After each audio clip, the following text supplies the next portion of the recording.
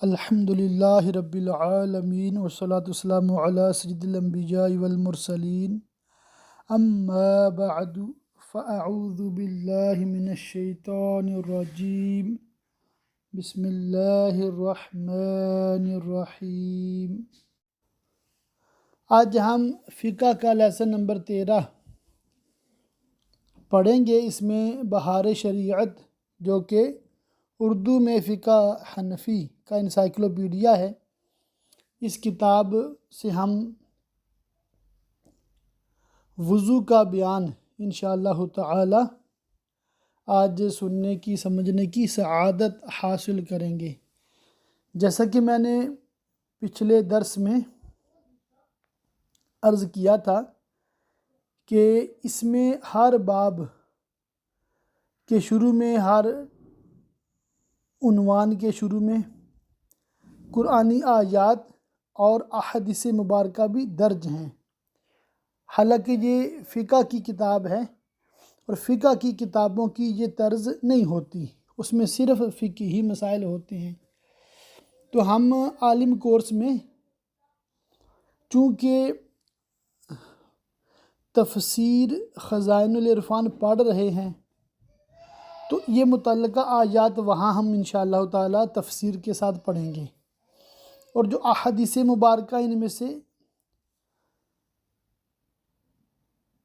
کچھ احادیث مبارکہ ہم بخاری شریف میں پڑھ اور سن لیں گے۔ اس لیے درس میں صرف ہم فقہی جو احکام ہیں انہی کو سنیں گے اور سمجھنے کی کوشش کریں گے۔ اب آپ سب کے لیے مشورہ ہے کہ آپ ایک نظر یہ جو آیات مبارکہ ہیں ان کا ترجمہ بھی انہوں نے خود کیا ہے، اور جو احادیث مبارکہ انہوں نے لکھی ہیں یہ ساری اپنے طور پہ پڑھ لیں، ریکارڈ کر کے نہیں بھیجنی، اور مجھے بتانے کی بھی حاجت نہیں ہے کیونکہ یہ آپ کے سبق کا حصہ نہیں ہے، ٹھیک ہے؟ صرف جو میں سبق ریکارڈ کرواؤں گا انشاءاللہ تعالی احکام فقہی، وہی آپ نے پڑھ کے ریکارڈ کر کے انشاءاللہ تعالی مجھے بھیجنے ہیں، اور جو صرف پڑھ کے بتاتے ہیں تو انہوں نے پڑھ کے بتانا ہے۔ اللہ تعالی ہم سب کے علم میں اضافہ فرمائے۔ آئیے بلا تمہید اب انشاءاللہ تعالی ہم یہ احکام پڑھنے سننے کی سعادت حاصل کرتے ہیں۔ وہ آیا کریمہ جو اوپر لکھی گئی، اس سے یہ ثابت کہ وضو میں 4 فرض ہیں۔ نمبر 1 منہ دھونا، نمبر 2 کوہنیوں سمیت دونوں ہاتھوں کا دھونا، نمبر 3 سر کا مسح کرنا، اور نمبر 4 ٹخنوں سمیت دونوں پاؤں کا دھونا۔ تو مطلب کہ وضو میں 4 چیزیں بہت ضروری ہیں، ان میں سے کوئی چیز رہ گئی تو وضو نہیں ہوگا۔ اس کے علاوہ یہ چیزیں ہیں، کچھ سنتیں ہیں اور کچھ مستحبات ہیں، ان کا بیان انشاءاللہ تعالی آگے آئے گا۔ اب ان کی تفصیل ہے۔ تفصیل سے پہلے انہوں نے فائدہ لکھا ہے۔ کسی عضو یعنی باڈی پارٹ کے دھونے کے یہ معنی ہے کہ اس عضو کے ہر حصے پر کم سے کم 2 بوند پانی بہہ جائے، بھیگ جانے یا تیل کی طرح پانی چپڑ لینے یا ایک آدھ بوند بہہ جانے کو دھونا نہیں کہیں گے، نہ اسے وضو یا غسل ادا ہو۔ اس امر کا لحاظ بہت ضروری ہے، لوگ اس کی طرف توجہ نہیں کرتے اور نمازیں اکارت جاتی ہیں۔ بدن میں بعض جگہیں ایسی ہیں کہ جب تک ان کا خاص خیال نہ کیا جائے ان پر پانی نہ بہے گا، جس کی تشریح ہر عضو میں بیان کی جائے گی۔ کسی جگہ موضع حدث پر تری پہنچنے کو مسا کہتے ہیں۔ نمبر 1 منہ دھونا، شروع پیشانی سے یعنی جہاں سے بال جمنے کی انتہا ہو تھوڑی تک، طول میں یعنی کہ لمبائی میں، top of the forehead جہاں سے بال اگتے ہیں، چن تک، یہ لینتھ ہے منہ کی،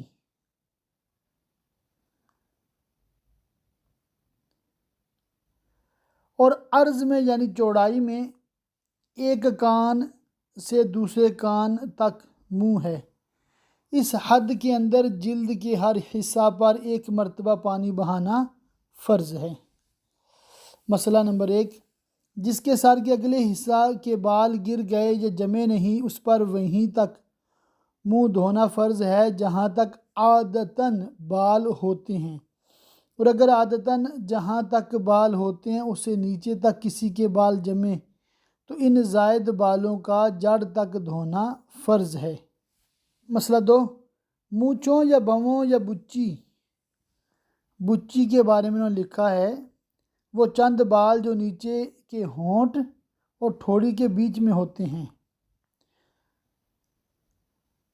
مونچھوں یا بووں یا بچی کے بال گھنے ہوں کہ کھال بالکل نہ دکھائی دے تو جلد کا دھونا فرض نہیں، بالوں کا دھونا فرض ہے، اور اگر ان جگہوں کے بال گھنے نہ ہوں تو جلد کا دھونا بھی فرض ہے۔ اب گھنے سے مراد یوں سمجھ لینا کہ داڑھی شریف کے اندر سے اگر تو سکن نظر آتی ہے تو اس کو مطلب یہ کہ گھنے نہیں ہیں۔ اب اس سکن کا جلد کا بھی دھونا ضروری ہوا، اور اگر اتنے گھنے ہیں داڑھی کے بال کہ اندر کی سکن نظر نہیں آ رہی، بالوں میں چھپی ہوئی ہے، بالوں کے نیچے چھپی ہوئی ہے، تو اب صرف بالوں کا دھونا فرض ہے۔ مسئلہ 3، اگر مونچھیں بڑھ کر لبوں کو چھپا لیں تو اگرچہ گھنی ہوں، مونچھیں ہٹا کر لب کا دھونا فرض ہے۔ تو یہ صرف اوپر داڑھی کا مسئلہ تھا، مونچھوں کا مسئلہ الگ ہے۔ اور یہاں پر یہ بھی عرض کر دوں کہ اتنی بڑی مونچھیں نہیں رکھنی کہ وہ ہونٹ کو چھپا لیں۔ مسئلہ 4، داڑھی کے بال اگر گھنے نہ ہوں تو جلد کا دھونا فرض ہے، اور اگر گھنے ہوں تو گلے کی طرف دبانے سے جس قدر چہرے کے گردے میں آئیں ان کا دھونا فرض ہے، اور جڑوں کا دھونا فرض نہیں، اور جو حلقے سے نیچے ہوں ان کا دھونا ضرور نہیں۔ اور اگر کچھ حصہ میں گھنے ہوں اور کچھ چھدرے تو جہاں گھنے ہوں وہاں بال، اور جہاں چھدرے ہوں اس جگہ جلد کا دھونا فرض ہے۔ یہ جو داڑھی شریف کا ہے نا کہ اس طرح گلے کی طرف دبائیں تو جو بال ایسے لٹک رہے ہیں نا، زائد بال ہیں، ان کا دھونا فرض نہیں ہے، جو چہرے کے حلقے میں آتے ہیں صرف ان کا دھونا فرض ہے۔ امید ہے ہماری ایڈٹ والی ٹیم انشاءاللہ تعالی یہاں پر تصویر کے ذریعہ سے نشاندہی کر دیں گے۔ مسئلہ 5، لبوں کا وہ حصہ جو عادتاً لب بند کرنے کے بعد ظاہر رہتا ہے اس کا دھونا فرض ہے۔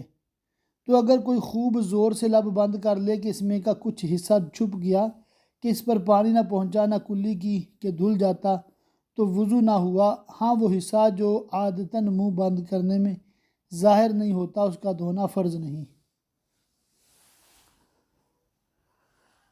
مسئلہ 6، رخسار اور کان کے بیچ میں جو جگہ ہے جسے کن پٹی کہتے ہیں اس کا دھونا فرض ہے۔ ہاں اس حصہ میں جتنی جگہ داڑھی کے گھنے بال ہوں وہاں بالوں کا، اور جہاں بال نہ ہوں یا گھنے نہ ہوں تو جلد کا دھونا فرض ہے۔ اچھا یہ مسائل وہ ہیں نا جو الحمدللہ رب العالمین ہم بچپن سے پڑھتے سنتے آئے ہیں، تو یہ کچھ لوگوں کے لیے رپیٹ ٹیلی کاسٹ ہوگی، مگر اس کو بھی آپ توجہ سے سنتے جائیں اور پڑھ کے ریکارڈ کرتے جائیں، انشاءاللہ تعالی جو سیکھا ہے اس کی دہرائی ہو جائے گی، ریویژن ہو جائے گی، اور ہو سکتا ہے کہ کچھ چیزیں نئی بھی آپ کو سیکھنے کو مل جائیں، اور پلس یہ انشاءاللہ تعالی کانفیڈنس آپ کا ڈیولپ ہوگا کہ اللہ کی رحمت سے جو ہم کرتے آئے ہیں وہ درست ہے۔ اگر کوئی غلطی تھی تو اب اس کی انشاءاللہ تعالی اصلاح ہو جائے گی، اور پھر یہ بھی نیت کر لیں کہ انشاءاللہ تعالی ہم نے سیکھ کر دوسروں کو سکھانا ہے، تو یوں بھی پھر توجہ سے سیکھنے کا مزید ذہن بنے گا۔ مسئلہ 7، نتھ یہ جو عورتیں پہنتی ہیں ناک میں نا، نتھ کا سوراخ اگر بند نہ ہو تو اس میں پانی بہانا فرض ہے، اگر تنگ ہو تو پانی ڈالنے میں نتھ کو حرکت دے ورنہ ضروری نہیں۔ مسئلہ 8، آنکھوں کے ڈھیلے اور پپوٹوں کی اندرونی سطح کا دھونا کچھ درکار نہیں بلکہ نہ چاہیے کہ مضر ہے۔ مسئلہ 9، منہ دھوتے وقت آنکھیں زور سے میچ لیں کہ پلک کے متصل ایک خفیف سی تحریر بند ہو گئی اور اس پر پانی نہ بہا اور عادتاً بند کرنے سے ظاہر رہتی ہو تو وضو ہو جائے گا، مگر ایسا کرنا نہیں چاہیے، اور اگر کچھ زیادہ دھلنے سے رہ گیا تو وضو نہ ہوگا۔ مسئلہ 10، آنکھ کے کوے کے بارے میں یہاں پر لکھا ہے، آنکھ کے کوے یعنی ناک کی طرف آنکھ کا کونا پر پانی بہانا فرض ہے، مگر سرما کا جرم کوے یا پلک میں رہ گیا اور وضو کر لیا اور اطلاع نہ ہوئی اور نماز پڑھ لی تو حرج نہیں، نماز ہو گئی، وضو بھی ہو گیا، اور اگر معلوم ہے تو اسے چھڑا کر پانی بہانا ضرور ہے۔ تو ایک سہولت بھی ہمیں یہاں سے مل گئی۔ مسئلہ نمبر 11، پلک کا ہر بال پورا دھونا فرض ہے، اگر اس میں کیچڑ وغیرہ کوئی سخت چیز جم گئی ہو تو چھڑانا فرض ہے۔ آج کل وہ آئی لیشز وغیرہ کا ٹرینڈ ہے، تو اگر کسی نے آئی لیشز لگائی ہیں تو ان کو اتار کے تو ان کو اچھے طریقے سے دھونا ہے، تو اس لیے آئی لیشز استعمال نہ کیا کریں۔ یہاں UK میں تو بہت ٹرینڈ ہے، وہ ہفتہ ڈیڑھ ہفتہ ایسے چپکائے رکھتے ہیں ایکسٹرا آئی لیشز، پتہ نہیں کون اس کو پسند کرتا ہے، اتنی بری لگتی ہیں نا، لمبی لمبی پلکی ہو جاتی ہیں۔ دوسرا فرض ہے ہاتھ دھونا، اس حکم میں کوہنیاں بھی داخل ہیں۔ مسئلہ 12، اگر کوہنیوں سے ناخن تک کوئی جگہ ذرہ بھر بھی دھلنے سے رہ جائے گی وضو نہ ہوگا۔ مسئلہ 13، ہر قسم کے جائز ناجائز گہنے، چھلے، انگوٹھیاں، پہنچیاں یہ 7 نمبر کے تحت لکھا ہے، پہنچی کی جمع ایک زیور جو کلائی میں پہنا جاتا ہے۔ یہ اصل میں اردو بھی پرانی ہے نا، 100 سال سے زائد ہو گیا ہے، تو یہ بھی مسئلہ ہے تھوڑا سا۔ ویسے بھی زیورات کے نام ہر ایک کو تو مطلب سمجھ نہیں آتی نا۔ کنگن، کانچ، لاکھ وغیرہ کی چوڑیاں، ریشم کے لچھے وغیرہ اگر اتنے تنگ ہوں کہ نیچے پانی نہ بہے تو اتار کر دھونا فرض ہے، اور اگر صرف ہلا کر دھونے سے پانی بہہ جاتا ہو تو حرکت دینا ضروری ہے، اور اگر ڈھیلے ہوں کہ بلا ہلائے بھی نیچے پانی بہہ جائے گا تو کچھ ضروری نہیں۔ مسئلہ نمبر 14، ہاتھوں کی 8 گھائیاں کا لکھا ہے انگلیوں کے درمیان کی جگہ، بٹوین 2 فنگرز، ہاتھوں کی 8 گھائیاں۔ اچھا، ہاتھوں میں انگلیاں کتنی ہوتی ہیں؟ 4 اور انگوٹھا ملا کے مطلب کہتے ہیں 5 انگلیاں ادھر 5 ادھر، تو ہر 2 کے درمیان ایک گھائی ہوتی ہے، تو یوں ایک ہاتھ میں 4 دوسرے میں بھی 4۔ ہاتھوں کی 8 گھائیاں، انگلیوں کی کروٹیں، ناخنوں کے اندر جو جگہ خالی ہے، کلائی کا ہر بال، جڑ سے نوک تک، ان سب پر پانی بہہ جانا ضروری ہے۔ اگر کچھ بھی رہ گیا یا بالوں کی جڑوں پر پانی بہہ گیا، کسی ایک بال کی نوک پر نہ بہا، وضو نہ ہوا، مگر ناخنوں کے اندر کا میل معاف ہے۔ یہ بھی دیکھی شریعت کی کتنی ہمارے لیے سہولت ہے کہ کام کاج کرتے ہوئے مٹی وغیرہ سے تو ناخنوں کے اندر وہ میل جم جاتی ہے، اس کا نکالنا بہت مشکل ہوتا ہے۔ تو وہ معاف ہے، وہ اگر رہ گئی معاف ہے، مگر ہر ایک کو چاہیے کہ اپنے ناخن ہر ہفتے یا 2 ہفتے کے اندر اندر ضرور کاٹ لیا کریں، تو اس سے صفائی بھی رہتی ہے اور اس طرح وضو غسل میں بھی پرابلم نہیں ہوتی۔ مسئلہ 15، بجائے 5 کے 6 انگلیاں ہیں تو سب کا دھونا فرض ہے، اور اگر ایک مونڈھے پر 2 ہاتھ نکلے تو جو پورا ہے اس کا دھونا فرض ہے، اور اس دوسرے کا دھونا فرض نہیں، مستحب ہے، مگر اس کا وہ حصہ کس ہاتھ کے موضع فرض سے متصل ہے اتنے کا دھونا فرض ہے۔ 3، سر کا مسح کرنا، چوتھائی سر کا مسح فرض ہے، یہ تیسرا فرض مطلب بیان ہو رہا ہے۔ تو احناف کے نزدیک 1/4 آف دا ہیڈ، چوتھائی سر کا مسح فرض ہے، بعض کے نزدیک پورے سر کا مسح ہے، غالباً امام احمد بن حنبل رحمہ اللہ کے نزدیک، اور امام شافعی کے نزدیک 1 بال یا 3 بال ہیں۔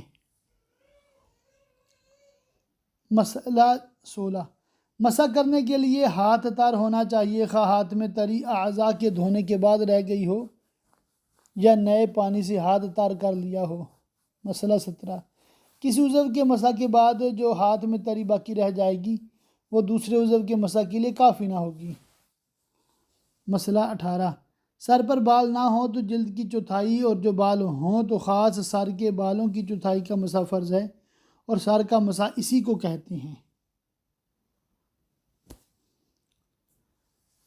مسئلہ 19، امام میں ٹوپی دوپٹے پر مسح کافی نہیں، ہاں اگر ٹوپی دوپٹہ اتنا باریک ہو کہ تری پھوٹ کر چوتھائی سر کو تر کر دے تو مسح ہو جائے گا، مگر اس میں بہتر وہی ہے کہ خواتین جو ہیں بالخصوص وہ دوپٹہ وغیرہ اتار لیں، چادر بھی اتار لیں اور اس طرح مسح کریں۔ یہ بعض خواتین میں ہے کہ وہ سمجھتی ہیں کہ اگر سر سے دوپٹہ اتر گیا تو وضو نہیں ہوگا یا وضو ٹوٹ جائے گا، یہ بالکل غلط بات مشہور کی ہے کسی نے۔ اسی طرح اسلامی بھائی جو امامہ شریف باندھتے ہیں تو ان کو بھی چاہیے کہ وضو سے پہلے امامہ شریف اتار لیا کریں، ٹوپی بھی اتار لیا کریں، اس طرح وضو کیا کریں۔ مسئلہ 20، سر سے جو بال لٹک رہے ہوں ان پر مسح کرنے سے مسح نہ ہوگا، تو جو سر کے اوپر بال ہیں ان کا مسح ہے۔ نمبر 4، پاؤں کو گٹوں سمیت 1 دفعہ دھونا، گٹوں مطلب ٹخنوں سمیت نا۔ مسئلہ 21، چھلے اور پاؤں کے گہنوں کا وہی حکم ہے جو اوپر بیان کیا گیا۔ مسئلہ 22، بعض لوگ کسی بیماری کی وجہ سے پاؤں کے انگوٹھوں میں اس قدر کھینچ کر دھاگا یعنی دھاگا باندھ دیتے ہیں کہ پانی کا بہنا درکنار دھاگے کے نیچے تر بھی نہیں ہوتا، ان کو اس سے بچنا لازم ہے کہ صورت میں وضو نہیں ہوتا۔ مسئلہ 23، گھائیاں اور انگلیوں کی کروٹیں، تلوے، ایڑیاں، کونچیں سب کا دھونا فرض ہے۔ کونچیں کے بارے میں لکھا ہے ایڑیوں کے اوپر موٹے پٹھے۔ مسئلہ 24، جن اعضاء کا دھونا فرض ہے ان پر پانی بہہ جانا شرط ہے، یہ ضرور نہیں کہ قصداً پانی بہائے، اگر بلا قصد و اختیار بھی ان پر پانی بہہ جائے، مثلاً می برسا اور اعضائے وضو کے ہر حصہ سے 2 قطرے می کے بہہ گئے، وہ اعضاء دھل گئے، اور سر کا چوتھائی حصہ نم ہو گیا یا کسی تالاب میں گر پڑا اور اعضائے وضو پر پانی گزر گیا، وضو ہو گیا، کیونکہ احناف کے نزدیک جو ہے نیت شرط نہیں ہے، بلا قصد یعنی بغیر نیت کے بھی اعضاء وضو دھل گیا تو وضو ہو گیا۔ مسئلہ 25، جس چیز کی آدمی کو عموماً یا خصوصاً ضرورت پڑتی رہتی ہے اور اس کی نگہداشت و احتیاط میں حرج ہو، ناخنوں کے اندر یا اوپر یا اور کسی دھونے کی جگہ پر اس کے لگے رہ جانے سے اگرچہ جرمدار ہو یعنی اس کی طے ہو، اگرچہ اس کے نیچے پانی نہ پہنچے، اگرچہ سخت چیز ہو، وضو ہو جائے گا، جیسے پکانے، گوندنے والوں کے لیے آٹا، رنگریز کے لیے رنگ کا جرم، عورتوں کے لیے مہندی کا جرم، لکھنے والوں کے لیے روشنائی کا جرم، مزدور کے لیے گارا مٹی، عام لوگوں کے لیے کوئے یا پلک میں سرما کا جرم۔ اسی طرح بدن کا میل، مٹی، غبار، مکھی، مچھر کی بیٹ وغیرہ۔ مسئلہ 26، کسی جگہ چھالا تھا اور وہ سوکھ گیا مگر اس کی کھال جدا نہ ہوئی تو کھال جدا کر کے پانی بہانا ضروری نہیں، بلکہ اسی چھالے کی کھال پر پانی بہا لینا کافی ہے۔ پھر اس کو جدا کر دیا تو اب بھی اس پر پانی بہانا ضروری نہیں۔ مسئلہ 27، مچھلی کا سنہ یا سنہ اعضائے وضو پر چپکا رہ گیا، وضو نہ ہوگا کہ پانی اس کے نیچے نہ بہے گا۔ تو الحمدللہ ہم نے بالتفصیل وضو کے 4 فرض سیکھے۔ وضو کی سنتیں۔ مسئلہ 28، وضو پر ثواب پانے کے لیے حکم الہی بجا لانے کی نیت سے وضو کرنا ضرور ہے، ورنہ وضو ہو جائے گا ثواب نہ پائے گا۔ ثواب کی نیت سے حکم الہی بجا لاتے ہوئے نیت کر کے وضو کریں گے تو انشاءاللہ تعالی ثواب بھی ملے گا۔ مسئلہ 29، بسم اللہ سے شروع کرے اور اگر وضو سے پہلے استنجا کرے تو قبل استنجا کے بھی بسم اللہ کہے، مگر پاخانہ میں جانے یا بدن کھولنے سے پہلے کہے کہ نجاست کی جگہ اور بعد ستر کھولنے کی زبان سے ذکر الہی منع ہے۔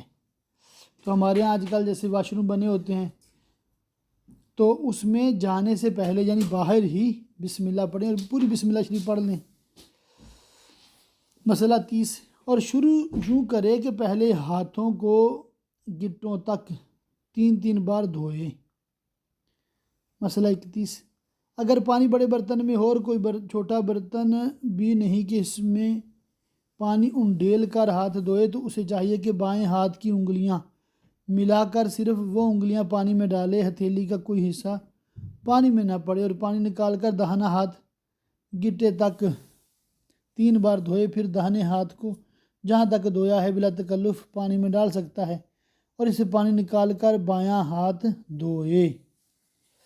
مسئلہ 32، یہ صورت میں ہے کہ ہاتھ میں کوئی نجاست نہ لگی ہو، ورنہ کسی طرح ہاتھ ڈالنا جائز نہیں، ہاتھ ڈالے گا تو پانی ناپاک ہو جائے گا۔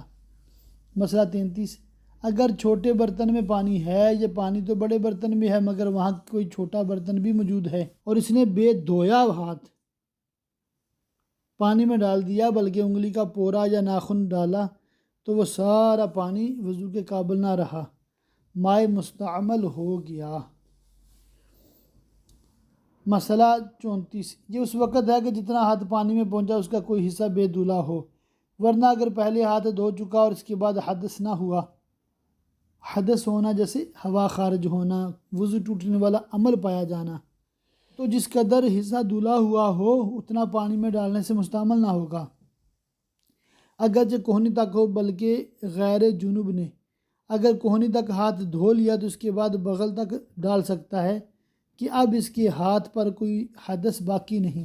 ہاں، جنوب کوہنی سے اوپر اتنا ہی حصہ ڈال سکتا ہے جتنا دھو چکا ہے کہ اس کے سارے بدن پر حدث ہے۔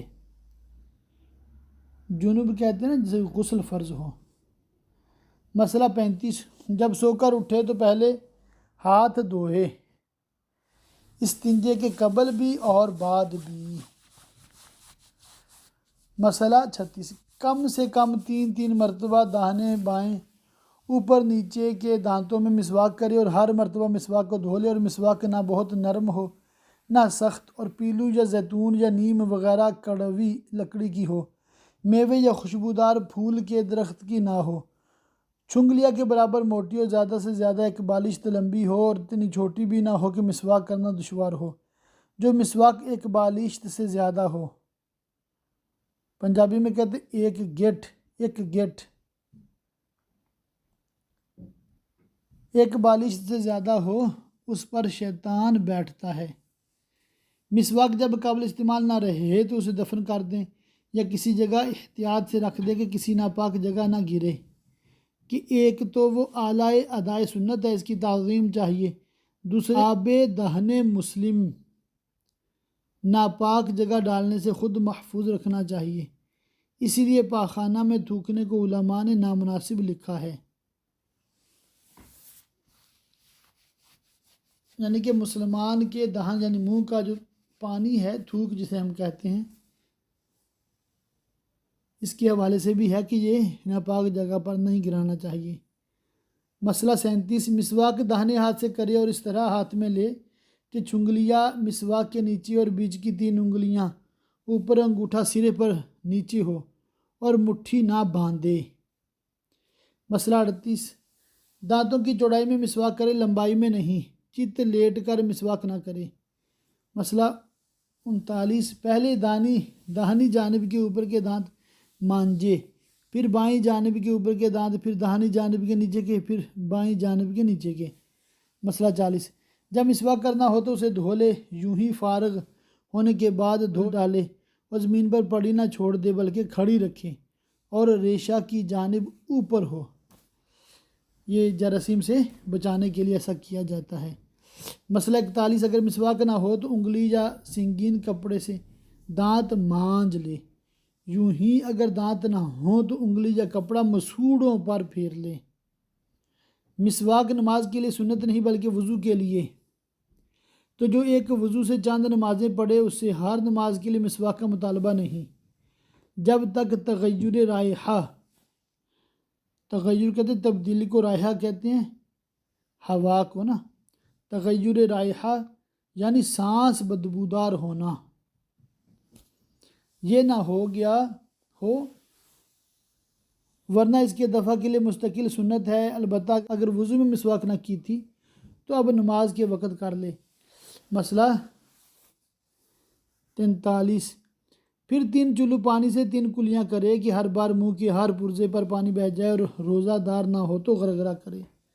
مسئلہ 44، پھر 3 چلو سے 3 بار ناک میں پانی چڑھائے کہ جہاں تک نرم گوشت ہوتا ہے ہر بار اس پر پانی بہہ جائے، اور روزہ دار نہ ہو تو ناک کی جڑ تک پانی پہنچائے، اور یہ دونوں کام داہنے ہاتھ سے کرے، پھر بائیں ہاتھ سے ناک صاف کرے۔